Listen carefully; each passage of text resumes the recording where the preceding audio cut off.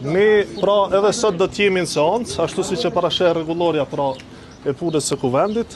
Gjithsesi, ajo çfarë duhet kuptojnë edhe subjektet opozitare, pra që janë tash në kuvend, që kanë numrat në kuvend, kanë deputet kuvend, është se sipas kushtetutës, sipas interpretimeve nga gjykata kushtetuese, pra e drejta për të propozuar dhe për të pas pozitën e kryekuvendarit i takon ekskluzivisht partisë fituese.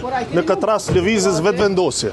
Andaj ne si lëvizje vetëvendosje gjithsesi që po presim pra ngjajshëm sikur se ishte rasti më hershëm, pra i blokadës së kuvendit për raportin e konfirmimit të mandateve dhe që në fund pastaj opozita u pajtua me qëndrimin tonë dhe u detyruan ta votojnë unanimisht, ngjashëm e kemi edhe situatën tani.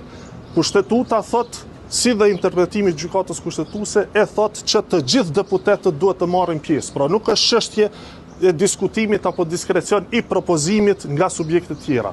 Ekskluzivisht pozita e kryetarit të kuvendit i takon partisë fituese dhe ne sapo që të kemi konfirmimin pra edhe nga subjektet opozitare që pajtohen me rezultatin zgjedhor, pra që lëvizja vetëvendosje është subjekti fitues, sepse siç po shihet përkundër faktit pra që kemi më shumë vota se dy subjekte tjera radhazi, pra vendi i dytë e i tretë bashk, ka një mos pajtim me gjas nga subjektet opozitare me rezultatin zgjedhor. Pra duhet të sigurohemi që subjektet opozitare e kanë kuptuar rezultatin zgjedhor, e kanë kuptuar mesazhin e votuesve qytetarëve dhe në mënyrë që të ecim para, pra që të zhbllokohet puna e kuvendit në konstituimin e vet, duhet që të gjithë të marrin pjesë në votim dhe të ecim para. Pra zgjedhet kryetari i kuvendit edhe ne tashmë kemi propozimin, pra është deputetja ministrja në detyrë Albulena Haxhiu, e cila është propozuar dhe sapo të kemi dakordimin dhe konfirmimin që ka vullnet për zhbllokim të procesit nga subjektet opozitare, ne do të vazhdojmë tutje. Faleminderit.